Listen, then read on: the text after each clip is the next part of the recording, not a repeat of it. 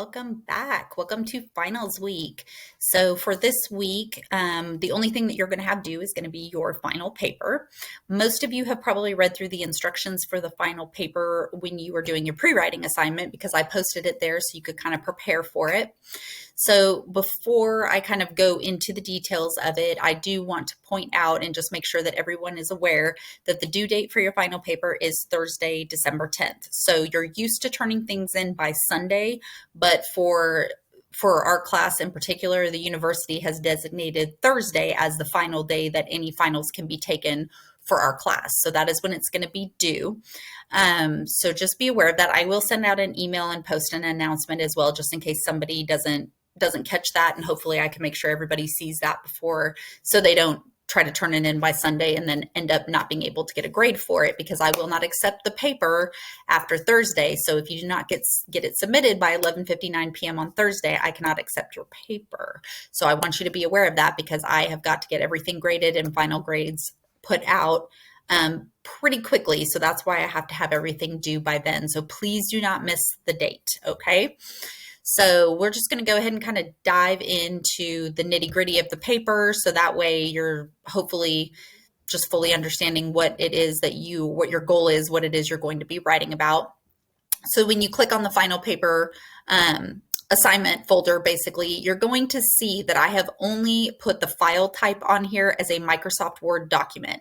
And the reason for that is because when you submit a Microsoft Word document into Canvas, I can actually put all of my comments, anything like that, within your paper, such as if I take a deduction off or any other kind of comments, I can actually put those directly on your paper in Canvas, where I don't have to print anything out and try to, send it through that way. I can actually do everything on Canvas with a Microsoft Word document.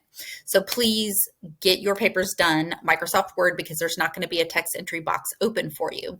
If you have a Chromebook, or if you use Google Docs, you should still be able to type up your paper in Google Docs, and then you would go to the File tab up at the top and drop down to the Download As, and then you can actually transfer it to a Microsoft Word document that way. So it is fine to use Google Docs, you just have to transfer it to a Microsoft Word document after you type up your paper.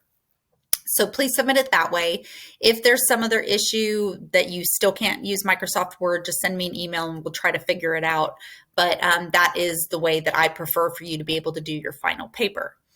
So when you click on the final paper instructions here, you'll see all this pop up. So your final paper is worth 50 points, so it's a pretty good chunk of your grade. So please make sure you get it turned in on time so you don't miss these points, because that will have an effect on your grade if you do not turn in your paper. So basically, this first paragraph is explaining exactly what it is that I'm looking for in your paper. Your goal for this paper is to thoroughly discuss what career that you're planning to enter, or a career that you potentially are interested in. So if you haven't completely chosen yet, you can choose to talk about a career that you're interested in, maybe from some of the assessments, or maybe just because it was something that you had done for the career research activity. You found a couple of things that you were interested in. You can use that, and that's fine. So what you're explaining for me is, why exactly do you want to enter this career field, or why are you interested in it? You need to tie in at least two major concepts from this class into your discussion and reflection about this career choice. You may want to consider two major concepts that had an impact on you. So if there was some of the readings, or one of the exercises, or one of the assessments that you did in the class that had an impact on you, you're going to want to find a way to tie that information in to your paper. And how you're going to do that is basically, you want to tie in these two major concepts or assessments, or exercises that you did that had an impact on you, and how you're now looking at your future success and ability to achieve your goal of entering your career field. And how you choose to incorporate these two major concepts, assessments, assignments, anything that had an impact on you in the class, how you choose to incorporate it into your discussion is up to you, but you need to have at least two concepts, or use information from the assessments, etc., for you to be able to tie that into your paper. And it does say here, your paper needs to have a basic flow. Your goal is to write 5 paragraphs with at least 5 sentences per paragraph. So that's a pretty standard, simple paper, but you do need to make sure that you are hitting the paragraphs and the sentences that are required as a minimum, because you will get deductions for that if I do not see it in your paper. Your structure should be an introduction paragraph. The body of your paper should consist of at least 3 paragraphs where you're discussing in detail the main points that you are introducing in your introduction paragraph. And then you should have a conclusion paragraph. So that would be your 5 paragraphs right there. I do highly recommend that you proofread your paper, try to catch any grammar, punctuation errors, or if you have someone that you know that is willing to read your paper and kind of help point out anything, if there's anything that doesn't make sense, or if they catch any errors in your grammar or punctuation, that would be helpful. And also, please remember that you can also utilize the writing lab on campus. You can use tutor.com if you want to try to get a little bit of help with your paper. That is fine as well. Just be aware that I will be deducting a half point for every simple error that I find. So if I see that, you don't have the beginning of your sentence capitalized, or if you didn't put a period at the end of your sentence, or if you didn't, do some simple common things like that, you need to really be trying to work on that in this paper and trying to catch those things, because you're going to get a half point taken off for every one of them that I can find. So here is where your potential deductions could lie. So this is how you're going to know things that could potentially be deducted from your paper if it's not in your paper. So basically right here, if your paper does not consist of at least 5 paragraphs with 5 sentences per paragraph, you're automatically going to get 10 points deducted off your paper because you're not meeting the minimum that I stated. You can write more than this, but you have to at least meet this minimum. Otherwise, you're going to automatically get 10 points taken off your paper. Simple grammar, punctuation errors, like I already mentioned, it's going to be a half point taken off for every single one of them that I find. You need at least 3 reliable research resources. And I put on here to think back on the career research activity that we did back at the beginning of the semester, because you likely already have some resources that you found that were discussing information about the career that you either do know for sure that you're going into, or the one that you had interest in.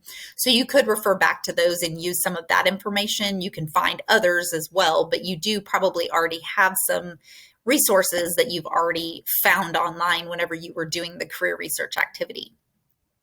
So if you do not have at least 3 reliable research resources, either from the internet, book, something like that, you're going to get an automatic 10 points deducted for not listing a reference. And you do need to have a reference section at the end of your paper. So after you finish writing your paper, you need to have a separate reference section, and you need to list your references there. You need to try to use APA style, which I still put that guide down here. So if you need to basically remember how to actually write a reference out using all the information that I would need from your resource, you can refer to this. If you do not have an APA manual, this kind of breaks it down in a more simple way. Within the paper, if you are using any information that you retrieved from any of your resources, you need to cite that within your paper. So you need to do in-text citations. So if you take information, even if you paraphrase it, if you take it exactly as it was stated within the resource and you put that into your paper, you need to basically put a citation there. So that way I know that you took that information from one of your resources, because you don't want to plagiarize. So that is something that you need to try to work on. And this guide here that I have, the APA guide, it also has information about how to do in-text citations. So if I do not see any in-text citations within your paper, and I see that there's information that is not common knowledge, that is something that you likely got from one of your resources, you're going to get points taken off for that. So please make sure that you are using this guide if you're not sure how to do in-text citations, and please make sure you are giving credit to any information that you took from any resource. Please make sure you're giving credit to that resource so you are not plagiarizing. That's a big no-no for college. And then you also need to find a way to specifically tie in 2 major concepts from this class that had an impact on you, and discuss how these concepts will help you be successful in working towards your goal to enter your career field. So be prepared to discuss this in detail, and you can even use information from the readings or the activities or the assessments. You can take specific information from any of the readings if you think that will, give your paper some, it'll give it more details, but it will be very easy for me to see if you're actually taking that information and you're referring to it in your paper. I will be able to see that you have hit on those 2 concepts. So just try to find a way that when you are taking something from the class that you're mentioning that had an impact on you in your paper, just be specific in a way that I can tell that you are actually taking information or tying in that concept, and I can tell it's something from this class that you got from this class. So just make sure you have that there, because if that's missing, that's going to be an automatic 5 points deducted off. And that's basically it in a nutshell. Just make sure that you have the reference section at the end and that you do your in-text citations as well, so that way you don't miss some points for that. And just make sure when you're doing your 5 paragraphs that all 5 paragraphs have at least 5 sentences each, but you can write more than that if you want to. Just make sure you're at least hitting that minimum so you don't automatically get that 10 points taken off for not hitting the minimum. But it's not a terribly long paper. It's not a terribly complicated paper. Get help if you need to. If you have questions, send me an email. But just remember that you do have resources on campus for help, the Writing Lab, tutor.com, that you can potentially get some help with that if you need some pointers or if you need additional help. So just reach out for those resources if you need them.